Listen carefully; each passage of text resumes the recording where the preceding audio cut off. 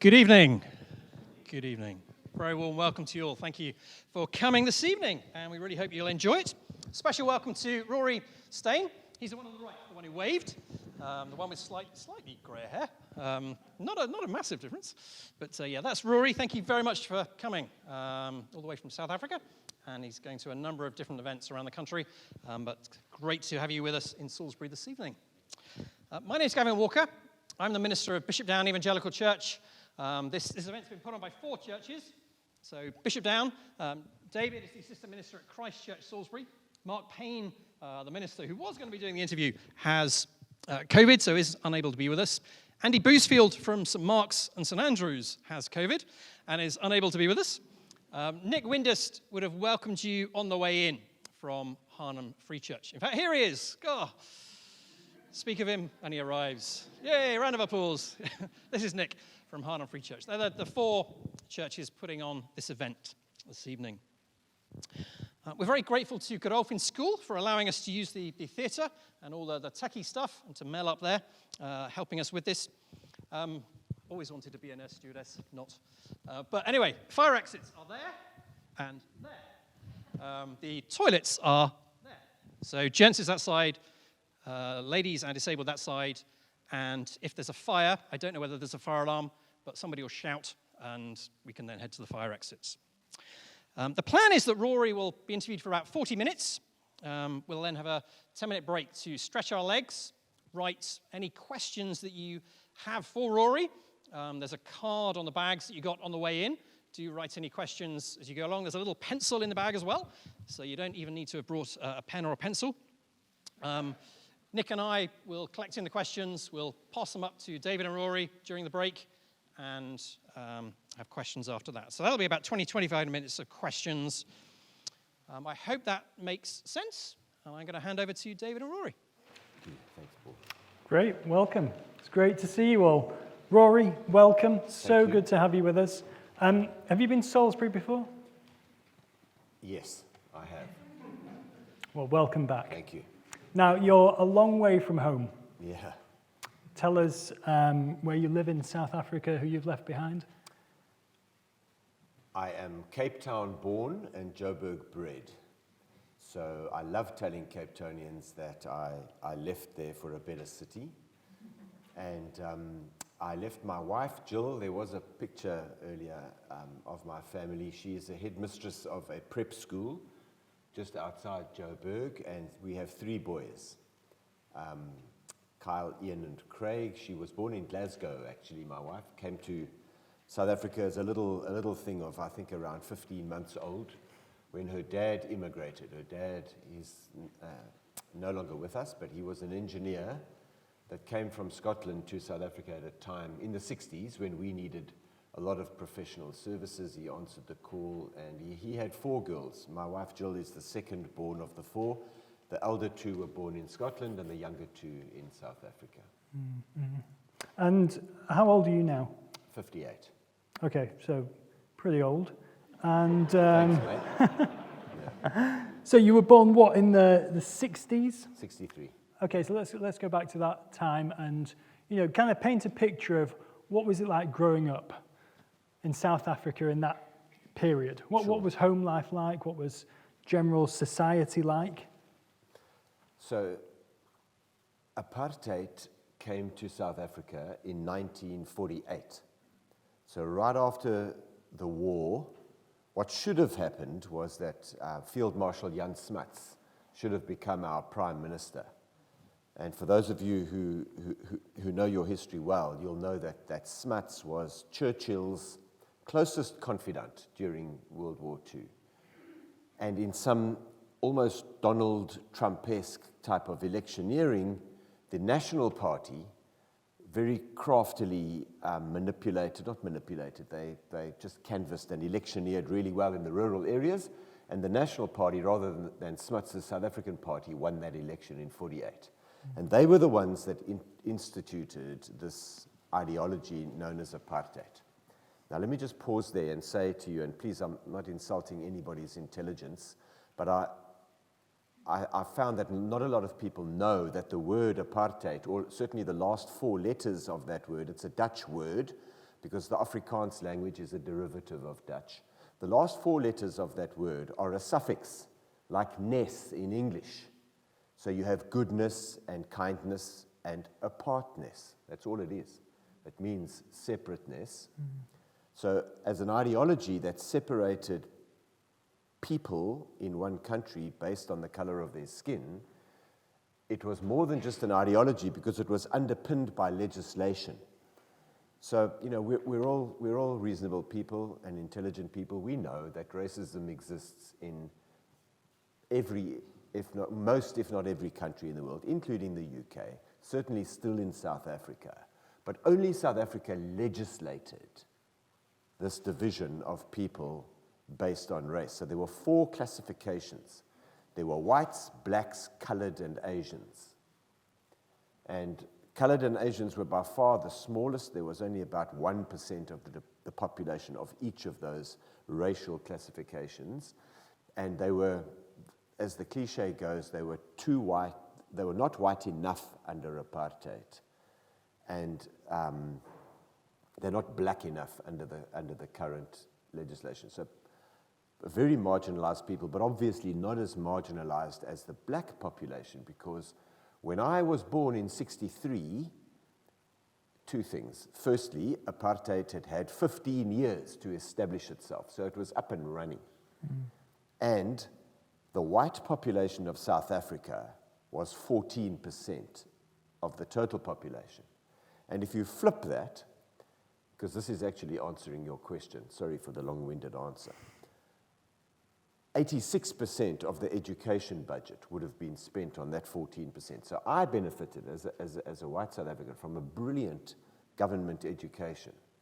Unfortunately, the majority of my people, my compatriots, got a really shoddy, not even a third-rate education. And we still feel the impact of that today, because South Africa's education system is in a complete shambles, and the major reason would be that kind of disparity and unjust, budgetary allocation. So when I grew up, and we still have in our country today, we have these wonderful black women, African women, who work in our homes. They are our housekeepers, they help raise our kids, they wash our clothes, they do the ironing. And right now, as I sit here in Salisbury, we have such a lady. Her name is Esther. She lives on my property in Joburg. She's worked for my family for 23 years. My wife Jill and I have educated her 3 children, and she has helped raise my 3 boys. She's like a second mother to my boys. But the point is that their children, if they live on our property like Esther does, then the young kids will live with her. But when you get to the age of 6, then I would go off to that school, and those little black kids would go off to that school. And when you're 6 years old, you don't contemplate that. You don't ask why, because that kind of contemplation and questioning comes much later in life and with maturity. But as I explained, there was this disparity with the budget allocation. So that's the best way that I can explain to you what it was like. And I can't sit here tonight in 2022 and lie to all of you. I grew up thinking that was okay, that was normal. And maybe I'm just a bit thick or a bit slow, because a lot of white South Africans realized a lot faster than I did, and we'll get to when I realized, but a lot of white South Africans resisted that, and I just thought it was okay, and ultimately went on to becoming a police officer. And police officers have to uphold laws, and apartheid was based on laws, so we upheld those iniquitous and unjust laws. Pardon me. And home life, what was that like? Your parents, tell us a bit about them. Sure, excuse me, folks. My parents divorced when I was about 7 years old, just after we'd moved up from Cape Town to Joburg. And I was raised by a single parent who wasn't my mom. My dad raised us, the 3 boys, on a journalist's salary. So there wasn't a whole lot of money knocking around when I grew up, but we had a great home life. We never wanted for anything. Dad worked hard to make sure that we didn't. But it was a very privileged and an almost cocooned one upbringing, South African school life is fantastic. In the school holidays, there was no such thing as sunscreen. We would run around the neighborhood in the school holidays in our swimming trunks, and we would swim at that bloke's pool and play tennis at his house and jump on her trampoline. And the only rule was you had to be at home when the sun set for supper. It was that kind of absolutely free upbringing. You know, with our problems now in South Africa, there's a lot more crime. You can't do that, but we still have a lot of freedom. I mean, I always tell people from overseas, David, that 20 minutes from my driveway, I can be riding my mountain bike next to giraffe, zebra, wildebeest, springbok, a whole bunch of game. And I do it every week. Amazing. 20 minutes from where I live, yeah. And in the home, was there any religion? Yes. Sort of any religious input? So as I said, when my folks moved up, for whatever reason, they would drop us off at church, and it was a Church of England in South Africa. That's the denomination that I went to. I still attend that church, by the way. But they wouldn't come in. They would just drop us off, and I don't know, my dad went and bought the newspaper or whatever he did. But when I was about 12 or 13, he actually came to know Jesus Christ, and then realized that, hey, you know, there's a bunch of stuff he should have really have done as a Christian father, and he tried to play catch-up. So he sent us to Scripture Union. He sent us to the youth camps in the holidays. He sent us to catechism classes in our church, and I was confirmed in the church. Sure. But to be honest with you all, I was dabbling. I was a teenager. I was more dabbling with Christianity. I figured, this is the time to have fun. You know, getting serious about Christianity can come later. Mm-hmm. Yeah, but so, yes, there was a strong Christian influence growing up from my dad's side. Yeah. Okay. And so you grow up, you join the police force kind of after school, is that? Straight after school? Yeah. And tell us about that kind of work. First thing you need to know is that is not a very common vocationary route for an English-speaking South African to follow. So let me just explain something really quickly. People see South Africa as having the blacks and the whites. And it is really not as simple as that. Why do I say that? Because take the whites. There's only two language groups that make up white South Africans. English-speaking South Africans like me, which were formerly British, the families of British settlers. The British came to South Africa in 1836. And the other language group is the Afrikaner, or the Boers. And just don't forget that those two groups fought two Anglo-Boer wars at the turn of the previous century. And just take my word for it, when an Afrikaans-speaking high school plays an English-speaking high school at rugby, then we reenact the Boer War for 70 minutes. It's brutal, you know? And similarly, on the blacks, they're not a homogeneous group. There are 9 different African tribes within black South Africa. And King Shaka of the Zulus, way back when he built the Zulu nation by building an army, and he just decimated every single African tribe within reach of his army, the Impi.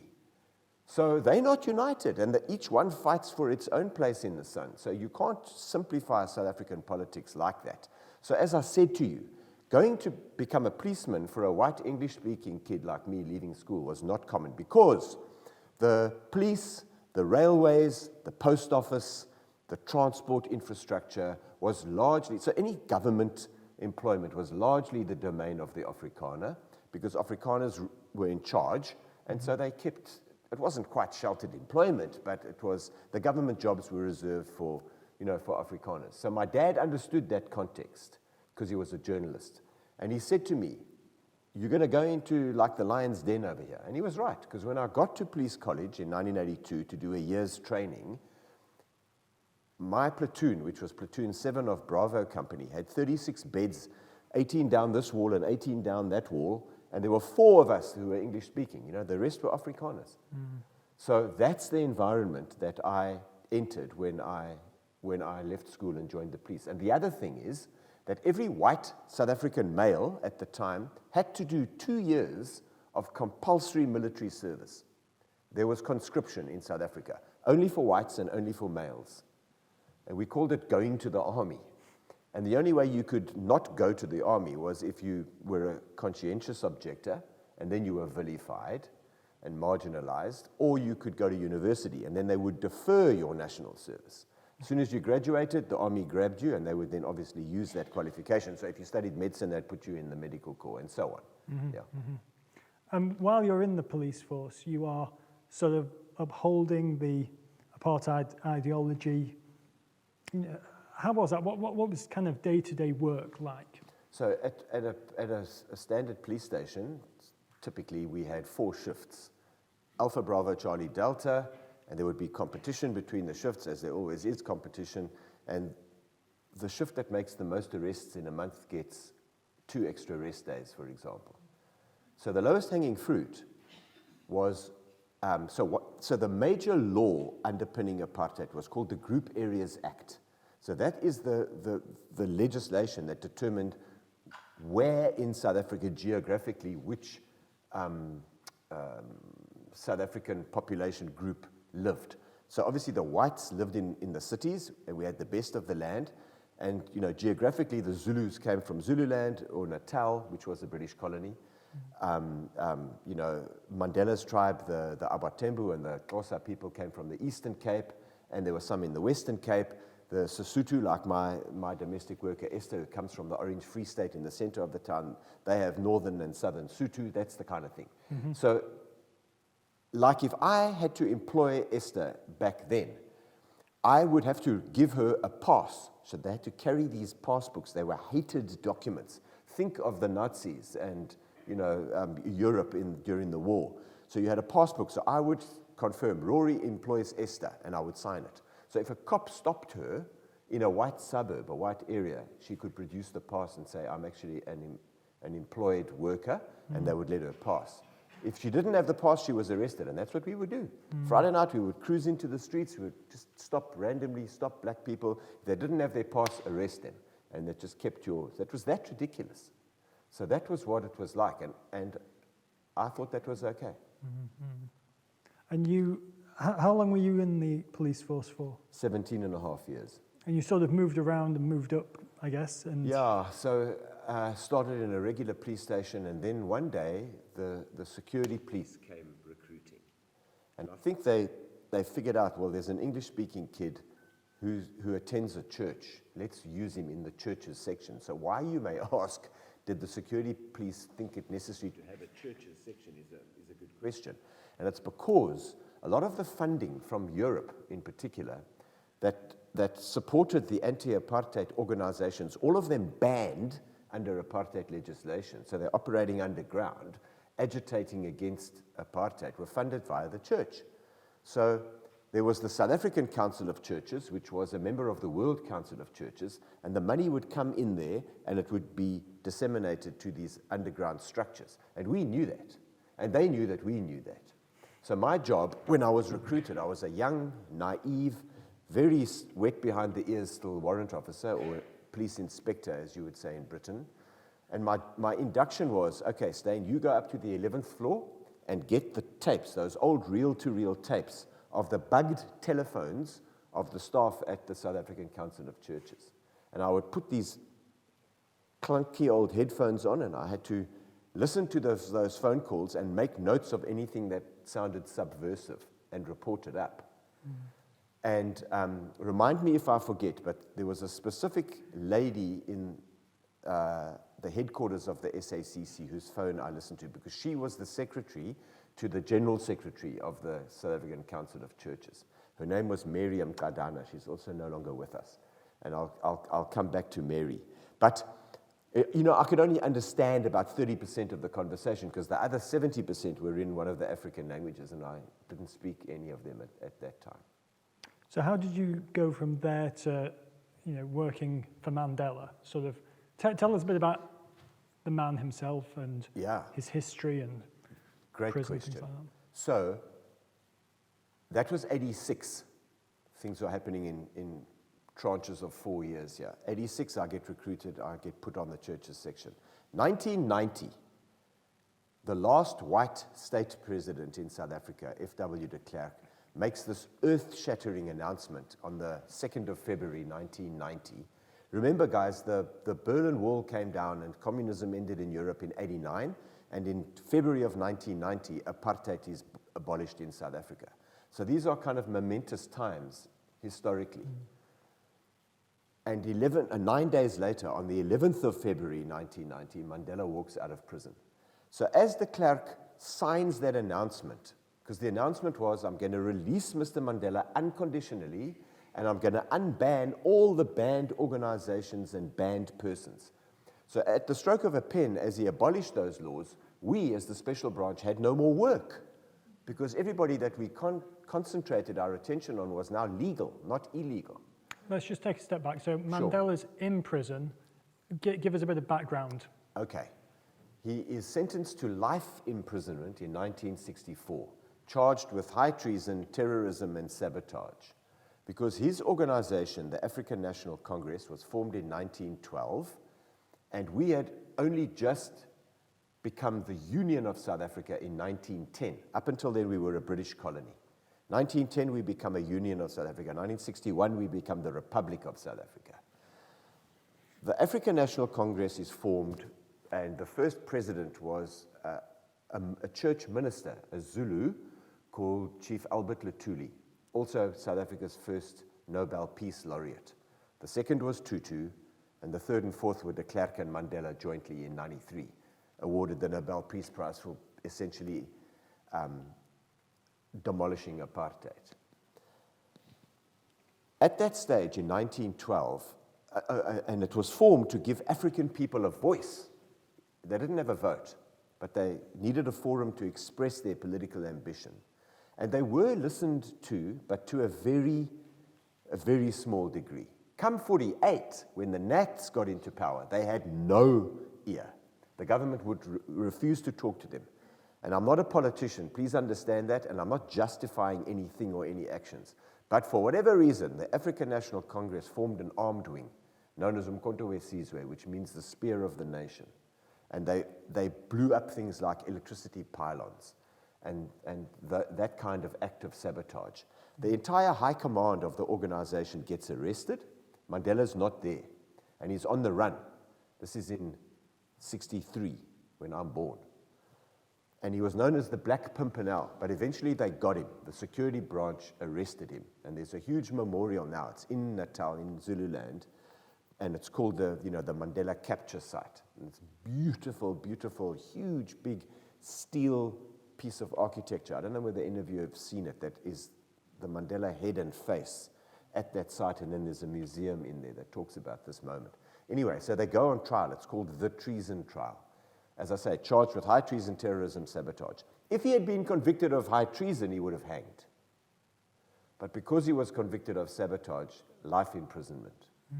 And he goes to Robben Island for 18 of the 27 years that he ultimately spends in prison, which is a penal, the only thing that exists there is the prison. It's like Alcatraz, in the middle of the Atlantic, in Table Bay in Cape Town, shark-infested waters, hard labor. He was made to hew out chunks of limestone from a quarry, which completely wrecked his eyes. So the glare from the sun bouncing off that white limestone messed up his eyes. He didn't go blind, but he had to have surgery, and his pupils didn't dilate, so they would open and then dilate very slowly, which means he couldn't face flash photography and stuff like that.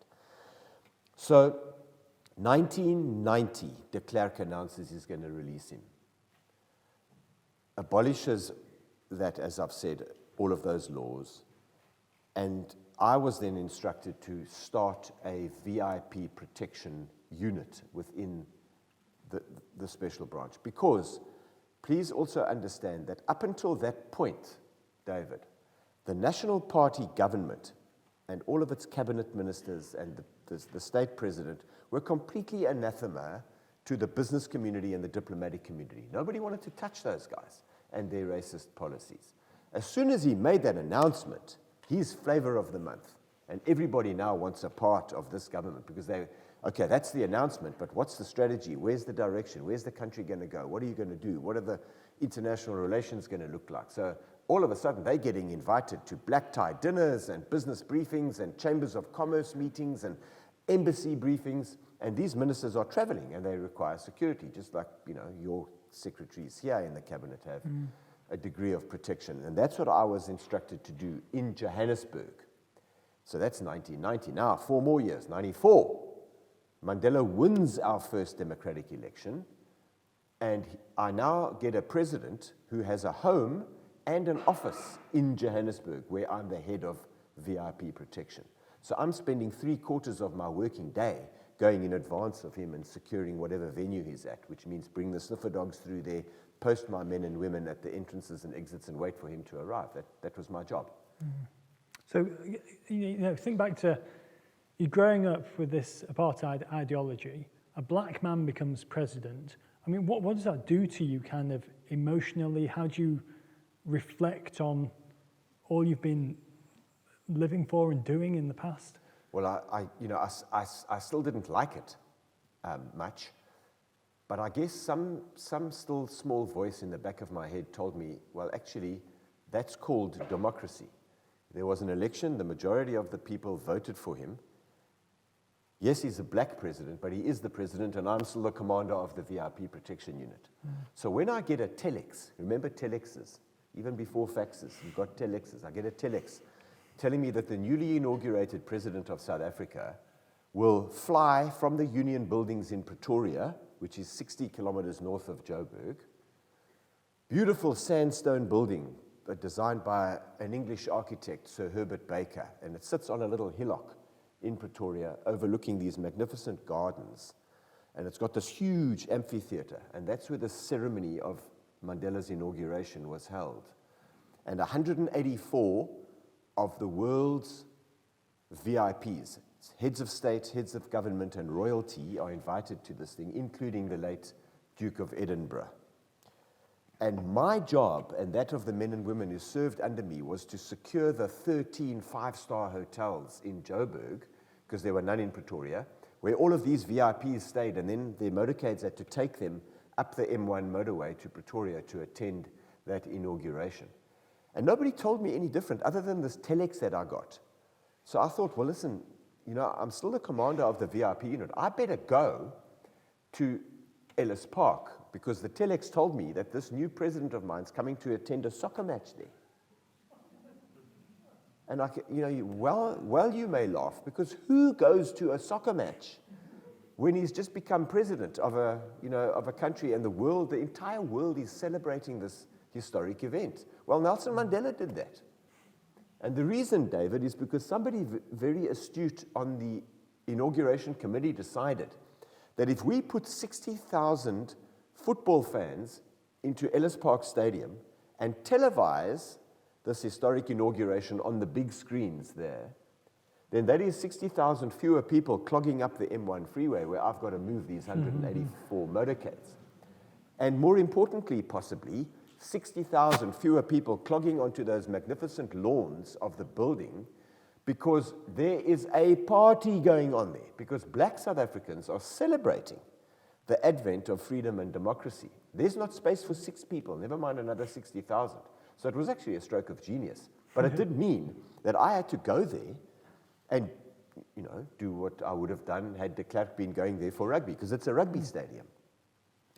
So I go, and I take the sniffer dogs through the president's suite, and I post my men and women, I wait for the helicopter to land next door and for the motorcade to drive around the corner and across the reception hall that sits behind the president's suite. So if you can picture that booth over there where Mel is, that's the vehicle ramp, and the screen behind us, David, is the glass sliding door to the president's suite, and the field of play is over there. The motor car and the motorcade pull up here, and the Football Association officials welcome him, but he doesn't go into the president's suite. He goes straight to the lift over there, and he goes down to the dressing room level and walks out onto the field, because the teams are lined up there now, waiting for him to greet them. And he's a little bit late, and that was not his fault, because he was never late. And these 60,000 all-black football fans are emulating the celebration going on up the road in Pretoria, and they are partying in the stands there. And I'm asking myself, because they've just witnessed him swear the oath of office before the Chief Justice, and here he is, on the field in front of them. I mean, it was quite extraordinary. And I'm asking myself, because I've never worked with a predominantly black football crowd, and I've never worked with Mandela, have I done enough? Have we got enough resources here? Is he going to be okay? You know, are people going to start jumping onto the field? I don't know. So we get him off the field, back up the lift. Immediately he apologizes to these officials. He says, guys, excuse me, I've got to get back to Pretoria. I've got to host a lunch for 184 of the world's big shot VIPs. Okay, sir. Gets in the car. I take a step back. I think I figuratively and literally breathed a sigh of relief because he's safely off the field. And nothing happens. The car doesn't move. And we see him trying to open the door, but he's just got in. And it's a 3.8-ton armored BMW. You don't just flick your elbow when you're in your late 70s and the door opens. You need a team leader on the outside to give that door a bit of a tug, you know. So the team leader calls the bodyguard in the car and says, hey, why does he want to get out? And that guy says, I don't know. He hasn't said anything to me. So the team leader opens the door. President doesn't say anything to him. He gets out the way. President climbs out of the car he's just got into, and he walks around its bonnet, and he starts heading across this polished parquet wooden floor to the vehicle ramp over there, where he should be driving out to go to the chopper. And the only person standing there, ladies and gentlemen, is an old-school apartheid-era police colonel in his full blue uniform, and he's got his stars and castles here on his shoulder, and he's got some scrambled egg on his cap. And his eyes are getting bigger and bigger and bigger because the president is walking directly towards him, and he's got no idea why. And we, handful of cops and security guys now, are tagging along in the president's wake, and we've got no idea why he's going there, because we know he's got to fly back to Pretoria. And he stops in front of that colonel, and he puts out his hand and says to him, Colonel, I just want to tell you that today you have become our police. He said, I'm now the president of this country, but I want you to know that from today forward, there's no more you and us. You are our police too. And that old warrior, he kind of had the lines on his face to show that he'd pretty much seen and done it all in a long police career. He started crying. And the tears ran down those lines on his face, and they were dripping like this onto that wooden floor. And the president just patted him on the shoulder and said, it's okay, Colonel. I just needed you to hear that from me today. Turned on his heel, went back to the BMW and said, let's go to the helipad. Now, if you'd punched me in the nose, I would have been far less surprised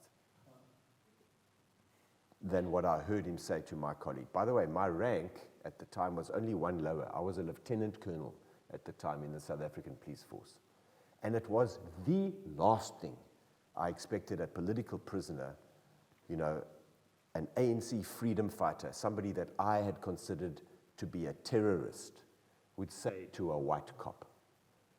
And on the day, David, that he becomes president, so he has just realized his own personal freedom and that of his people. And he's got all the power. He's the president of the Republic of South Africa now. And instead of the fist of revenge and retribution, I see him hold out the hand of reconciliation to my colleague. You think of any cliche that comes to mind. Took the wind out of my sails, knocked my feet out from under me, all of that. I could not believe what I heard. And from that day, I began to question. It had such a powerful impact on me. I said, Rory, to myself, have you not been wrong in believing all of this stuff that formed part of your background and your training to be normal? Have you not been wrong? And I had this privileged vantage point from which I could watch him behave, the way he behaved more than what he said. And it took no more than 2 months for me to see that this isn't, because I still had a lingering doubt. Maybe it's a facade, it's a political strategy, but I don't know why he needed that. He was already the president. So I knew that this single agenda of his, I've already told you I'm not a politician, but if you ask me, what was Mandela's single agenda in the 5 years he was our president? Then it was to unite her people and build one South Africa. And I said, okay, I'm in. I'm going to buy into that because this is groundbreaking, earth-shattering stuff to me. And I said, I'm going to give it a shot. And over time, I grew to love him like a grandfather, like my black bodyguard colleagues taught us that in the African culture, not like we whiteys, a black person will never put their elderly folk into an old age home and see them half a dozen times a year. Never. Because the elders in a community or a society is where the wisdom of that society resorts. Mm-hmm. So they look up to them. So to call somebody grandfather means that you are acknowledging their status in a community as the one who is wise, the one who advises us, and the one who is to be respected. And that's, and that's how we refer to him. So to call him grandfather, we use the Xhosa word, Tata Omkhulu, and the short version is Tata. So we would call him that. And it's not a term of familiarity. How can we be familiar with the president? It's a term of respect because of who he was in, society's structure. Mm. And it started that day that he became president because of what he said to my colleague. What do you think motivated that? A lot of people would, if you've been oppressed and you've been in prison, you think, I want revenge. But here's a man who, wants reconciliation. What's sort of underneath that, do you think? I can never presume to speak for the president, but I can only say this, that it was a sincere desire, because he believed firmly in the ideal of non-racialism. I mean, the ANC even stood for that. I don't think they stand for that anymore. They've lost the plot. But in Mandela's day, and certainly building up to it, he was an ardent non-racialist. And he was sincere about it. So everything about Mandela was authentic. There was nothing artificial about him. So that agenda of his, drove him. And it drove every decision he took and the way he looked at any difficult situation or the way he resolved any issue was driven by this agenda that we can have a non-racial society. Mm. Because when he was released from prison 4 years earlier in 1990, back to 1990, what did he do when he walked out of prison and he had his fist in the air and he was holding his wife by the other hand? An iconic image. You've all seen it. He goes to the Grand Parade in Cape Town to make his first speech as a free man. And it's no exaggeration, David, to say that the world's media were there hanging off every word, because we didn't even know what he looked like, having been in jail for 27 years, never mind what he was going to say, because it was a criminal offense under apartheid to publish his photograph or anything he said, because he was a political prisoner. It was against the law. So he goes there, and he says many things, but one of them, one of the things he said, quoting from a document called the Freedom Charter, you can go and Google that, it says, South Africa is for all her people, both black and white. And this cynical cop sitting in my office listening to that going, yeah, whatever, of course you're going to say that. I didn't believe it at all until I heard 4 years later what he said to my colleague. But the point is, your question was what drove him. I think a genuine and authentic desire to build a non-racial community, almost to honor that paragraph or that line in this document, the Freedom Charter, which now forms the basis of the, why can't I think of the word, the preamble to our Constitution is based on the Freedom Charter. Mm-hmm. And we love that sort of authenticity in our leaders.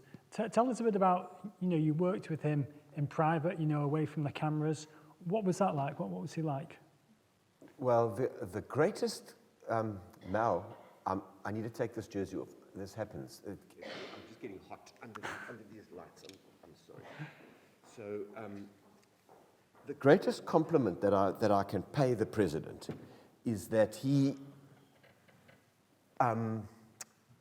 lost my train of thought. Oh, if you've never met President Mandela and you've only seen him on a TV screen, the greatest compliment I can pay him and say to all of you is that is exactly how he is.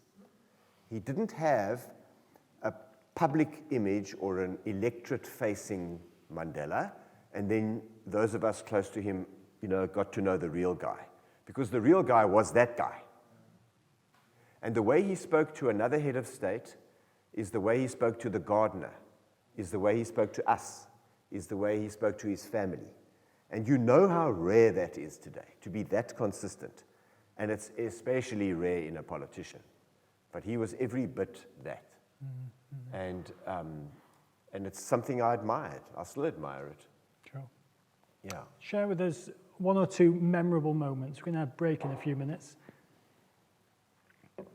Well, since we're in England, not quite in London, but we're in England, I always say this, and it's a credit to you British, that if the 5 years that I served Mandela were the best 5 years of my life, and they were, then the best 4 days of those 5 years were the 4 days we came here in July of 1996 on a state visit. So, ladies, I've slept in Buckingham Palace, okay? Live with it. I'm being facetious. Queen Elizabeth came to South Africa on a state visit in 95. She'd been dying to come to South Africa, prevented from doing so because of the policies of the previous regime. So she jumped at the opportunity.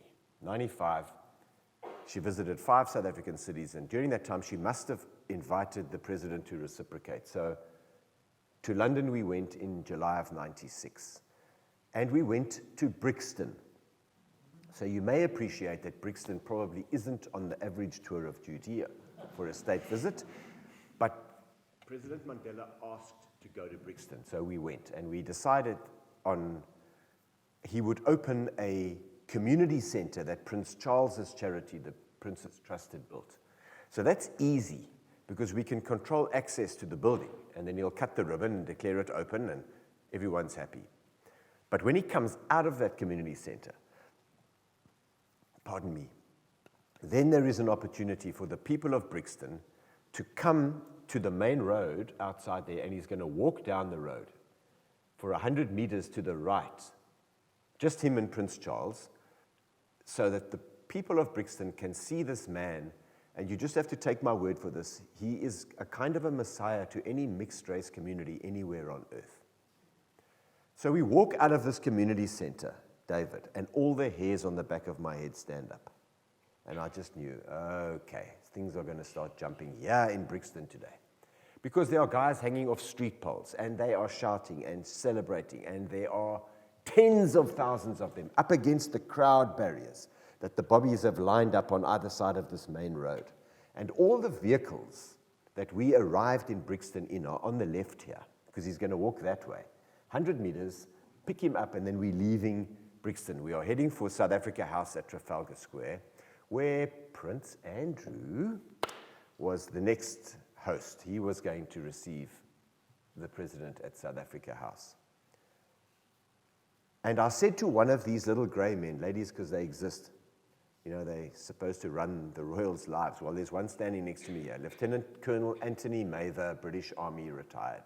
I said, Colonel, can you please make sure that the delegation coming out behind us go to the coach, the 44-seater coach, because we don't have enough manpower here to worry about anybody other than the president. And I think, David, his response to me was something like, young man, we've been doing this for hundreds of years. I said, okay, Colonel, I'm just saying we don't have the manpower. So down the stairs from this landing onto the street level go President Mandela and Prince Charles. Where do you think the delegation went? To the bus. So they followed them. And the people of Brixton took one look at that snake of humanity following them down the road, and they said, let's join them. And they started to jump over those crowd barriers. They're only 4 foot high. And the bobbies, to their credit, they were doing their job. They were standing on this side of the crowd barrier. They were facing the crowd. You know, it was the days before selfies and cell phones. But if we were in India, every cop there would have been taking videos, you know. The bobbies weren't doing that. But 1, 2, and 3 that jump over, because if I'm standing here as a copper, and the next one is over there where that door is, you know, because they're spaced, you're going to catch 1, 2, and 3, but 4, 5, 6, and the rest are in the street. And instantly I knew, David, I'm telling you this in minutes, this happens in seconds, and they're running at my president. And I said to him, Tata, we're going to have to evacuate. He said, that's okay. Now I need something to evacuate him to, because I'm in the middle of a public road in London. Normally that's the president's vehicle. The Queen has given President Mandela one of her high-top Rolls Royces to use for the state visit.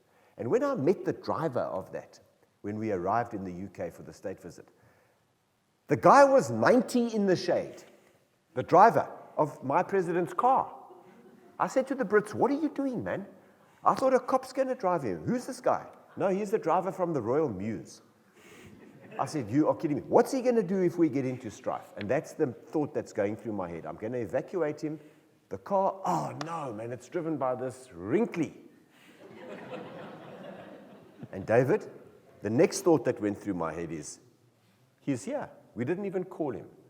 Because the Rolls, that big fan in front of that big shiny radiator turned on, and there he was. And he was the only one that got out of any of those vehicles that were over here, that got out of this mess that had now enveloped around us. Because we're shoving people away, we're handing them off, we're not being that gentle.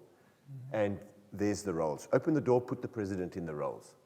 Prince Charles's protection officer, he's retired now, he's my mate, Tony Parker. He's running around that street there in Brixton like a chicken without a head. I said, "Hey, Tony, put him in the Rolls." So we put Prince Charles in the wrong car.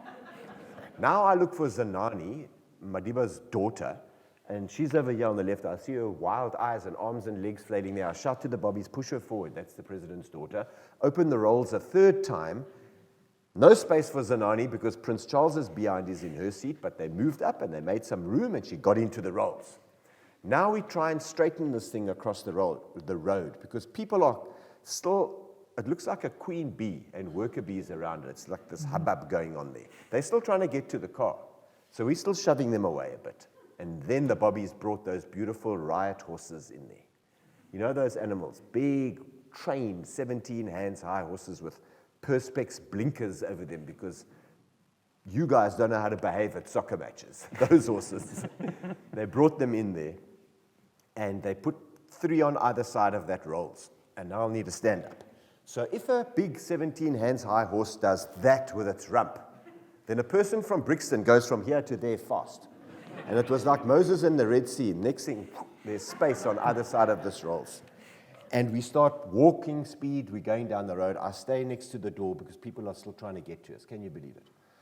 And the next thing, we're starting to jog down the road. Now I'm looking over my shoulder for my black special branch Rover, driven by a highly trained police officer, trained in executive protection and anti-hijack driving and advanced driving, and he can do U-turns and J-turns with his eyes closed.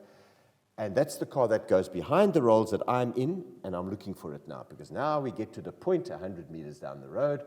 We're turning right. If you know the geography of London, we are going down Kennington Oval Road that goes past the Oval Cricket Ground. We're heading for Trafalgar Square. And now the number plate of the Rolls is starting to do this, because I'm sprinting next to that door now and losing the sprint hands down. And the only thing coming past me as I look for this Rover are the motorcycles, the police motorcycles that escort the motorcade. And they go into the intersections, they block the traffic, and the Rolls, pun intended, rolls through. And there's this roving roadblock like this. They're brilliant. They are also the best in the world at that group of cops. And one last time I look over my shoulder, and around the corner comes not a black police Rover, but a beat-up, clapped-out old Renault 5. Do you remember those cars? 2-door. And for the only time in my police career, I did something that you see cops do in movies. We commandeered that vehicle right there in the street. We just stopped it like that, and we climbed in the back. Who's we? A big Zulu from Pietermaritzburg called Spiwe Mkhize, my colleague, and a big Englishman called Frank Armstrong, who later headed Tony Blair's protection detail, and he played rugby in the front row for the London Bobbies. And I'm in the middle of these guys, and we're not small. And I say to my driver, "Follow that Rolls." You know, as you do. Do you know what she said to me, gentlemen? This dear lady, she's just saved my police career, literally. She said, "I don't have enough petrol."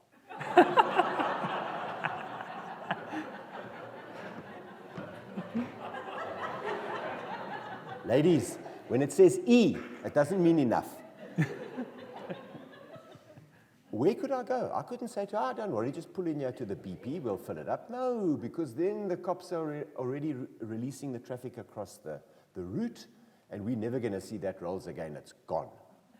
So I pulled the police radio off my belt that the British police had given to me, and he's now my good friend, Steyn was in the car with President Mandela. I called him on the radio. I said, Steyn, where's the nearest police station? Because that's what we would do in South Africa. We always have safe houses on our route. They're normally police stations. Makes sense, right? Before Steyn answers me on the police radio, my driver tells me. She says, it's Kennington Police Station. I said, how far is that?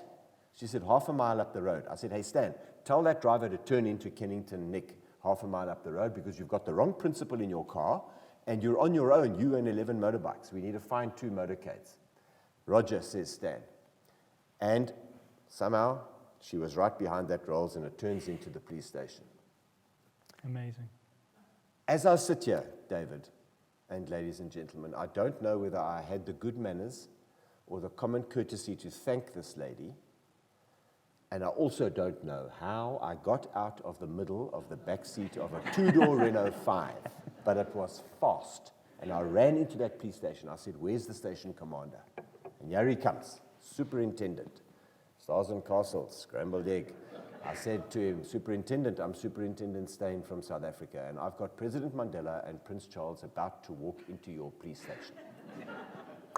I thought I was talking to a fish. I said, Superintendent, please just take them to your office and make them some tea. I mean, we're in England, right? Tea sorts everything out. Make them some tea, and we'll find the motorcades. Into the police station we go. And Prince Charles thinks, yeah, I'm responsible for a big blunder here. Mummy is going to, and I'm never going to be king, man. You know, I've messed this one up early. I said to him, Your Royal Highness, please don't worry. The president doesn't mind these aberrations, which is the gospel truth, David. Madiba loved nothing more than to push the formal agenda aside and just get on the ground and talk to people. I mean, he'd been in jail for a long time. That was what he wanted to do. And Prince Charles said to me, really, do you think so? I said, look at him, sir. There's the old man. Yes? How are you? So good to see you. Do you recognize me? What is your name? He's greeting the guys under arrest, the cops, the public in there. He's having a ball. And of course, the station commander's office would be upstairs and right down the end of the passage, but we eventually get him down there after he's greeted everyone in the police station. And then about 10 minutes, 15 minutes later, they call me on the radio and say, okay, we've got the motorcades. I knocked on the door. I said, we can go down, sir. And still no tea. Is it that difficult to find tea in Britain? We found 2 motorcades before those guys could make him and Prince Charles each a cup of tea. So that's the day I nearly lost him, and the only time, and it wouldn't have been an easy thing to explain to the nation of South Africa, and in fact the whole world, that I managed to lose our president in Brixton. Sure. But, no, it's a great story. It didn't happen. Hopefully we'll have some more stories in a bit. We're going to have a break. I think Gavin's got a couple of things to say.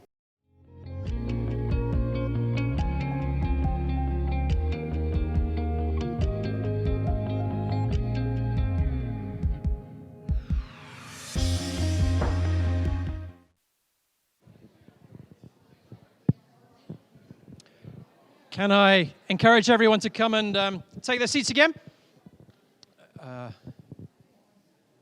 you check whether there's anyone still outside until we're starting? Any other questions, finally? Had a few hand in it? Any hands going up? No?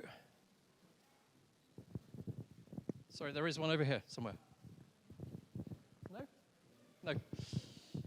It's an auction. Hands going up, and I didn't see it. Sorry. Okay, I'm going to hand back over to Rory. Great. Well, we've got a good bunch of questions here. The first one, remember to tell us about Mary. Who was that? Well done, man. Well done. So the lady said, remember to tell us about Mary, because you'll remember that Mary was the lady whose bugged phone I listened to as a security branch cop. When I got to the Presidential Protection Unit, which didn't exist in 1994, it was still being evolved, but by January of 96, I received a phone call saying that one of the team leaders is going to study in Canada. Would I please consider applying for that post, because I was the right rank, the protection teams knew me and I knew them, and the president knew me and I knew him because of the work that I'd done doing all of this advanced security. So I transfer to Pretoria, to the Presidential Protection Unit, and my colleague, Jason Chabalala, who's the team leader of the other team, we were 2 teams. We would work 1 week on and 1 week off. He says to me, Rory, please go down to the office of the president and go and introduce yourself to the staff there, and while you're there, fetch the program for next week so we can do our planning. So I said, yeah, okay. So I go down to the office of the president and I walk in to the office of the president's principal private secretary. Guess who it is? And she says, I say to her, this is who I am. I've taken over from Etienne. I'm the new team leader. I'm here to collect the program and to introduce myself. She says, well, would you like some tea while it's printing? I said, yeah, please. And while she's making the tea, I said, Mary, I need to tell you something right up front here. I said to her, you used to work for Dr. Wolfram Kistner at the South African Council of Churches, didn't you? And she said, yes. How did you know that? I said, I was the white security branch cop that listened to your bugged telephone. And I was like almost holding my breath, thinking, what's the response going to be? I mean, she could have cursed me right out of her office. And she threw back her head and she just roared with laughter. And she said, where else in the world can this conversation take place? And I thought, you're right. There's a black political activist and a white cop, and we're serving the most popular person on the planet, So, and she's no longer with us today. I am glad to say I am still in touch with her son, and he's a great kid. Yeah, so that's Mary. She was with me in Buckingham Palace, by the way.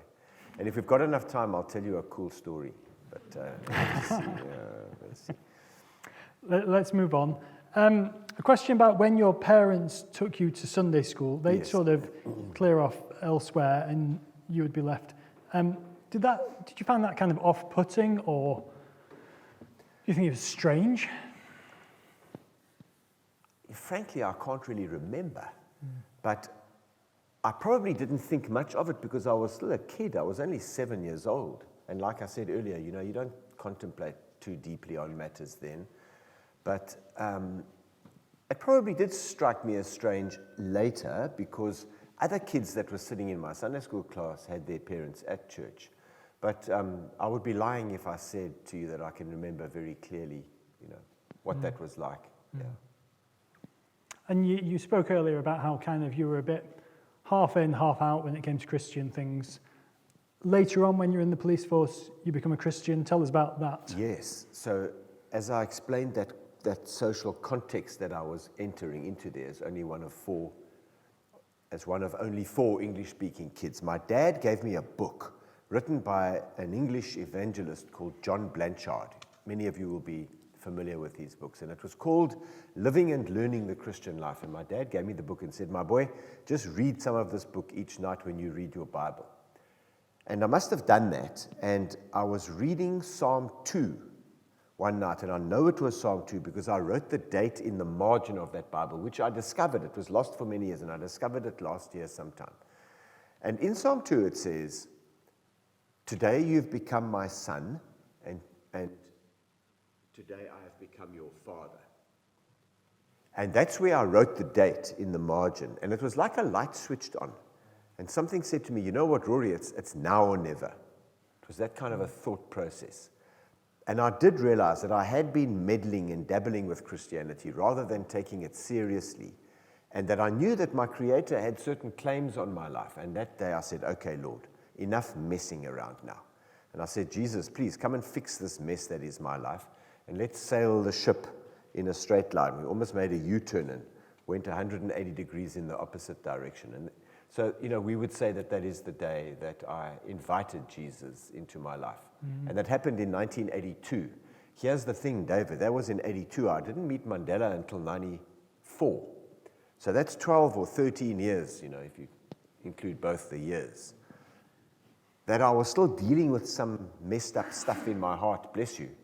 I still had certain prejudices that I was dealing with, or that the Lord was dealing with.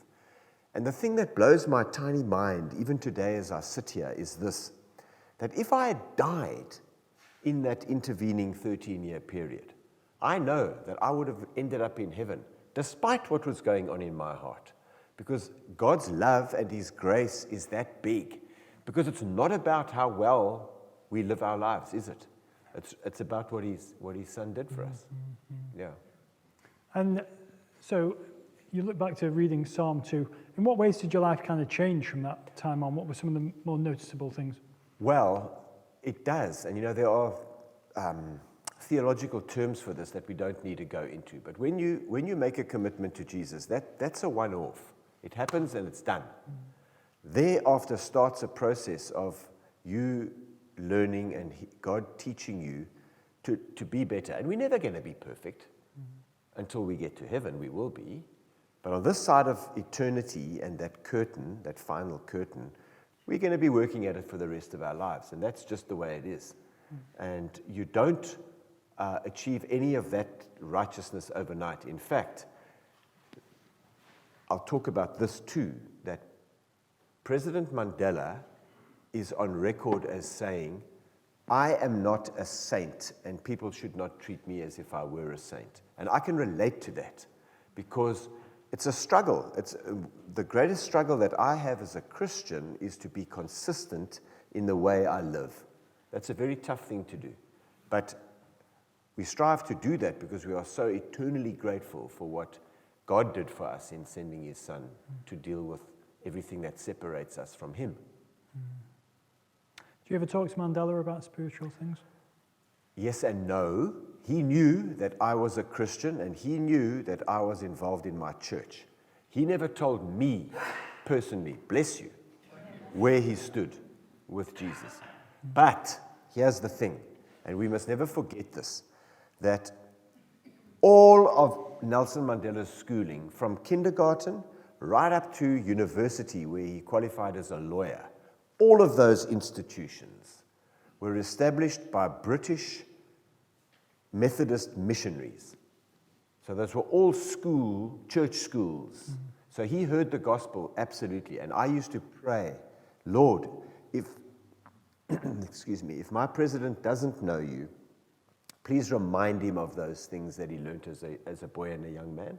And I continued to pray that after I finished serving him, because I left the police on the day that he stepped out of office in 99. So as I said, he was our president for 5 years. 94 to 99, I resigned the day after he left office. When he died in 2013, there was nothing in our media and on our TV screens, nothing, for those 10 days between his death and his burial, other than all these tributes, because every news agency, including the BBC, had archived all their Mandela footage. Almost, if you want to be crass about it, almost waiting for him to die. Nobody was waiting for him to die, but we knew it was coming because he died at 95. So he was an old man and he'd been sick for a number of years. So there's all this footage showing his life and his legacy, and there's ticker tapes running, and in the newspaper every day there were tributes to him. And there's a letter that appears in one of the dailies there, written by a Dutch Reformed church minister, who writes that he was in an airport terminal when Mandela walked into the terminal. And now my brain immediately knows. I've seen that movie because we were the ones that used to take him to that airport terminal when his wife, Mama Grassa, Mrs. Michelle, if she flew from Maputo in Mozambique to Joburg, he would go himself to fetch her. And we would say to him, Tata, please, we'll go and fetch Mama Grassa. Just wait here. No, I want to meet her. Then he would walk into that terminal and cause utter mayhem, and we would have to deal with it. And he had this amazing ability to scan a room, and he would pick out the leaders in the room just by their deportment and their body language. And he had this disarming strategy. He would walk up to somebody, clearly a leader, and he would say to him, you may recognize me, but what is your name? And he asked this Dutch Reformed minister that question. So I could completely relate to what I'm reading.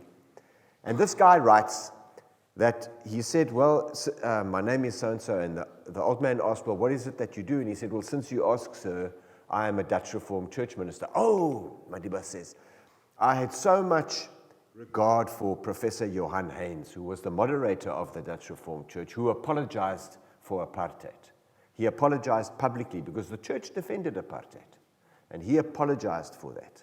And the two of them had a very good relationship. And then he writes, the president then said to me, I too follow Jesus. But I can't say that as publicly as you can, because I am the president of all South Africans. And I remember saying, thank you, Lord. That's the answer to my prayer. So I don't know for sure, because I'm not God, and only he knows. But I believe that I'll see him in heaven one day, because I know that I'm going there. I know that I'm 100% sure. And I think I'll see my president there. Yeah. Yeah. Tell us a bit about the state of the country since he died. It's a mess.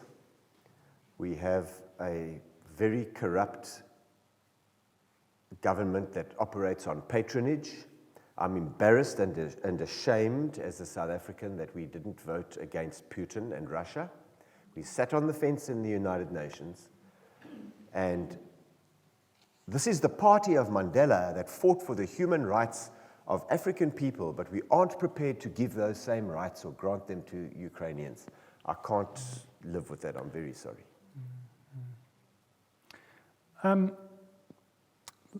We just spoke about sort of Mandela kind of hopes in terms of him being a Christian, things like that. Let's think about him as the great reconciler between black and white.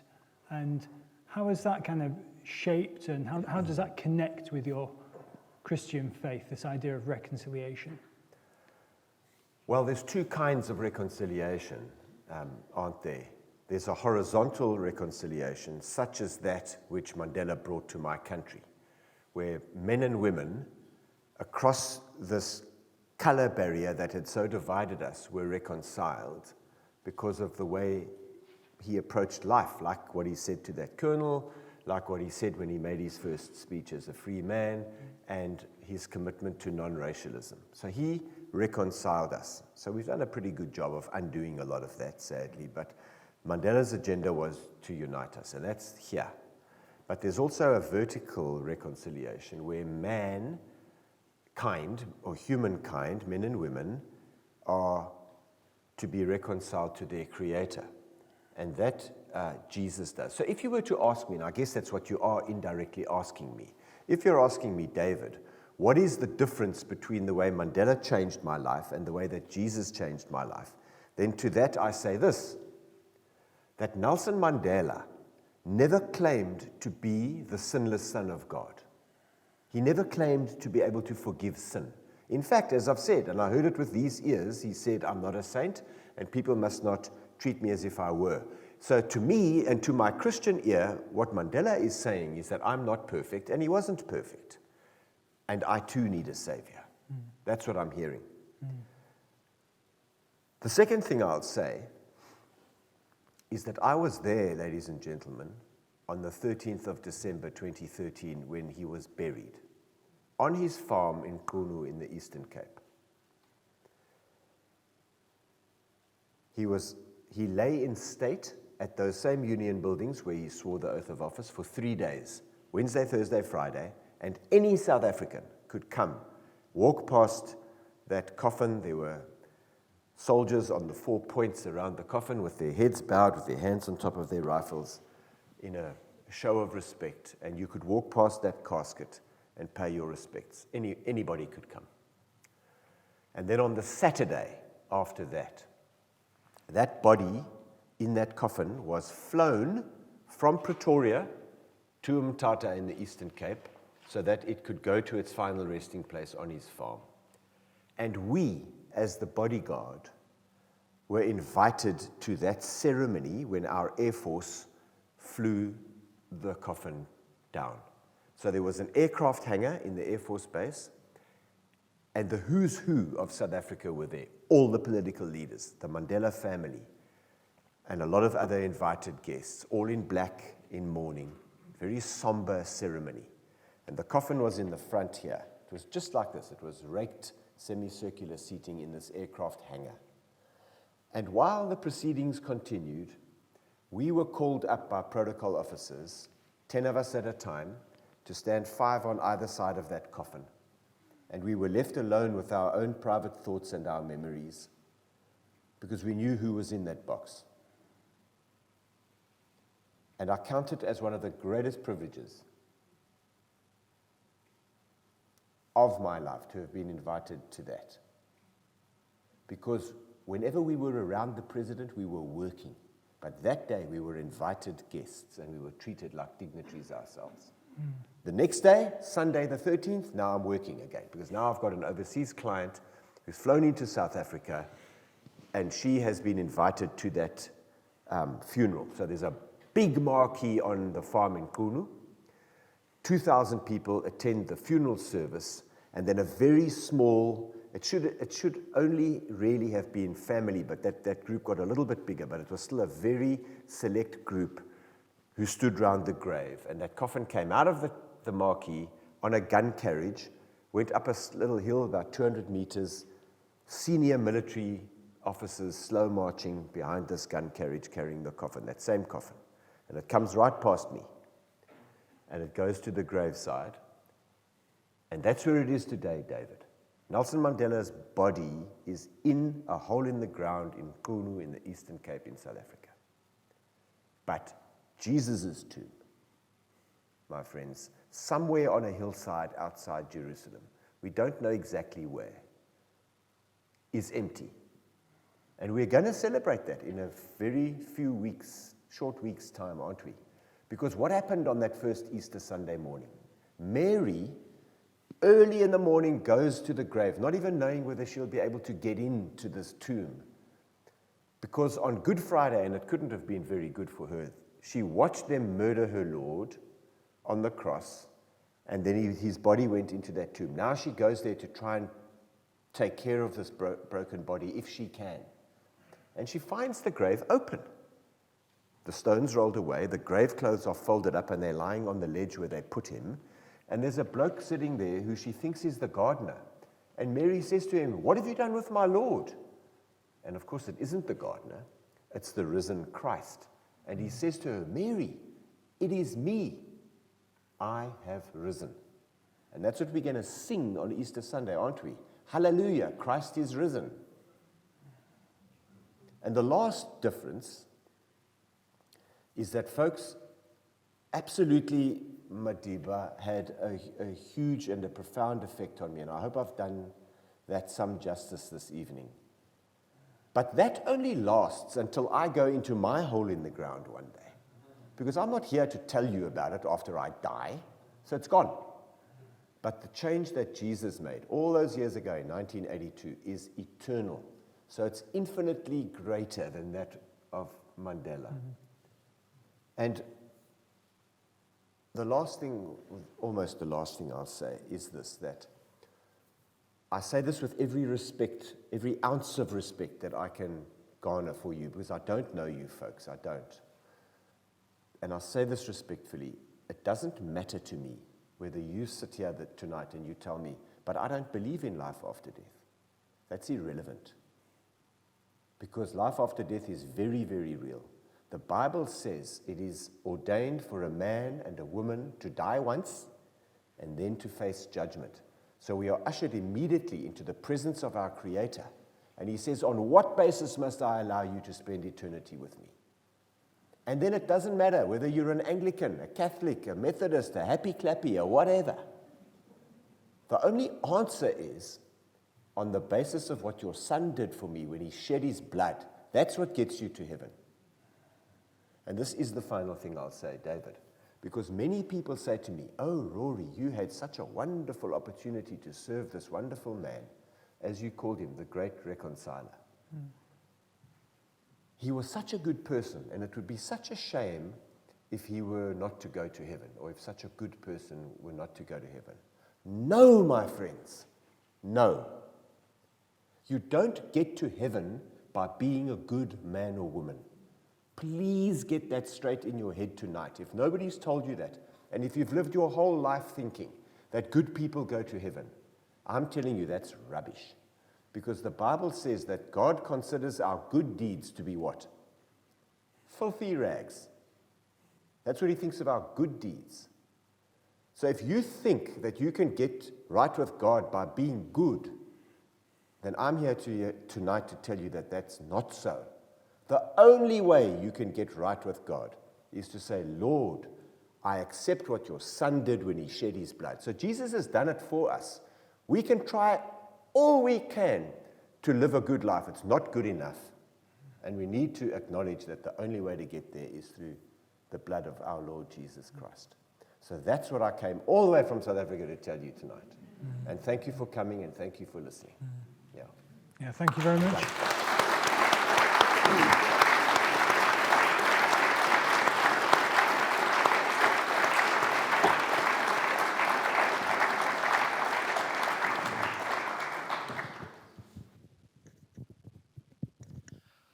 Well, I hope you've enjoyed the evening. I hope you found it interesting. Thank you very much to Rory again for coming to Salisbury from South Africa. Really do appreciate it.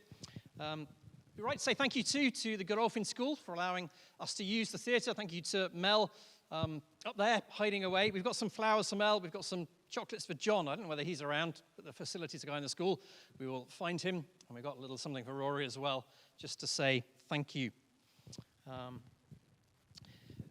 So just kind of recapping, Nelson Mandela was an amazing man. I've read a couple of books by him. Really was an amazing man. But as we've been hearing, he wasn't the Messiah. The Lord Jesus is the Messiah. The Lord Jesus is the one who can reconcile us to God, our Creator. He's the one who can give hope. Nelson Mandela gave hope for a time to South Africa. Sadly, as again we've heard a little bit, that hope's disappearing. But the Lord Jesus gives us hope for an eternity. So just to remind you of what's in the bags that you had, there's a card in there mentioning the Hope Explored courses that all 4 of the churches organizing this evening will be running over the next couple of months.